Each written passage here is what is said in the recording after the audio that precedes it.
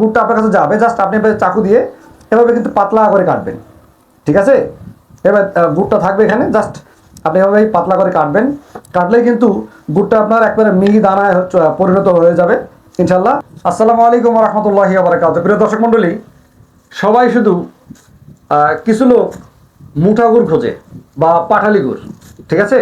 তো আমার কাছে কিন্তু এই যে মুঠা পাঠালি গুড়টা আছে, যেটা আপনারা খুব স্বাচ্ছন্দ্যে নিয়ে কিন্তু খেতে পারেন। এটা হচ্ছে মুঠা পাঠালি। এটা এতটা একটা সুন্দর গুড়, এটা যতক্ষণ আপনি না খাবেন ততক্ষণ কিন্তু বুঝবেন না। আর এটা কিন্তু 100% অর্গানিক।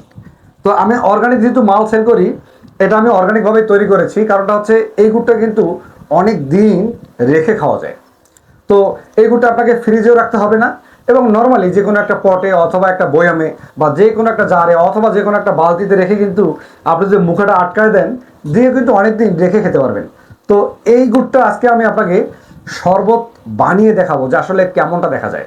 আরেকটা জিনিস হচ্ছে, এই মুঠা গুড়ি কিন্তু এটা কিন্তু মুঠার মতো আঠায় যেটা, সেটাকে আমরা মুঠা গুড় বলি। আর এখানে 700 গ্রাম করে আছে, ঠিক আছে। তো এটার দাম বেশি হলেও আমি চেষ্টা করছি আপনাদেরকে যতটুকু কনসিডার করে দেওয়া যায় ততটুকু ইনশাল্লাহ কনসিডার করবো। তো এখন আমরা এটা দিয়ে শরবত বানাবো। ভাবছি এখানে আসো, ক্যামেরা কাছে নিয়ে আসো। এটা যখন গুড়টা আপনার কাছে যাবে জাস্ট আপনি চাকু দিয়ে এভাবে কিন্তু পাতলা করে কাটবেন, ঠিক আছে। এবার গুড়টা থাকবে এখানে, জাস্ট আপনি এভাবে পাতলা করে কাটবেন, কাটলেই কিন্তু গুড়টা আপনার একবারে মিহি দানায় পরিণত হয়ে যাবে ইনশাল্লাহ। তারপর কিন্তু আমরা জাস্ট এটা দিয়ে সুন্দর করে কিন্তু শরবত বানাতে পারবো। দেখেন আমি যে এইটুক গুড় কেটেছি, এখান থেকে এখন আমি এটা শরবত বানাবো ইনশাল্লাহ। তো আমি এটা শরবত বানানোর জন্য কিছু ইনগ্রিডিয়েন্টস ব্যবহার করব। জাস্ট এটা এই গুড়টা দিয়ে একটা শরবত বানাবো। জাস্ট এই এতটুকু গুড় দিয়েছি, এটা আমি পানিতে দিয়ে দিলাম ইনশাল্লাহ। এখন এখান থেকে আমি জাস্ট একটু লেবুর রস দিচ্ছি।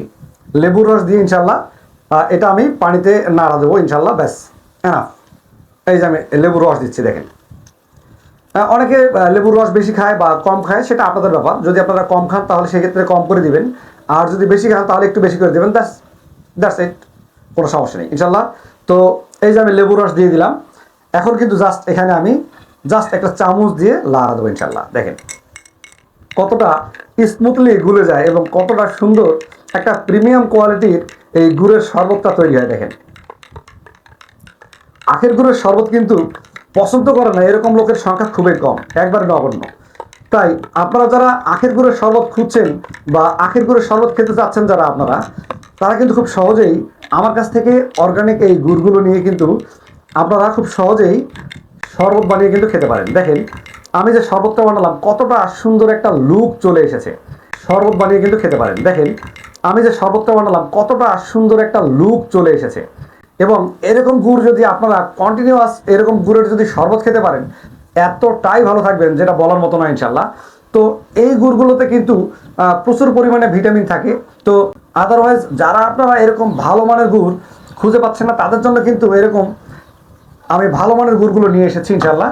তো আপনারা কিন্তু এই গুড়টি জাস্ট যদি বাড়িতে কোনো আত্মীয় স্বজন আসে, এভাবে আপনি একটা লেবু কেটে এখানে জাস্ট এভাবেও দিতে পারেন, দিয়ে কিন্তু আপনারা আপনাদের আত্মীয় স্বজন যারা আছে তাদেরকে কিন্তু এটা প্রোভাইড করতে পারেন এবং এই শরবতটি অনায়াসে তাদেরকে আপনি প্রোভাইড করতে পারেন। দেখেন কতটা সুন্দর একটা লুক চলে এসেছে।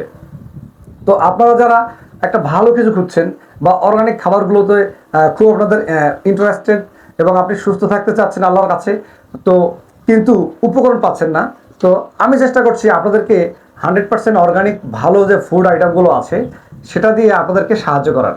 তো আপনাদের যাদের এরকম মুঠা গুড় লাগবে অথবা আপনাদের যাদের এরকম দানা গুড় অর্থাৎ এরকম গুড় লাগবে আপনাদের, অথবা পাঠালি গুড় লাগবে, আপনারা কিন্তু খুব সহজেই আমার কাছ থেকে এরকম ভালো মানের গুড়গুলো নিতে পারেন।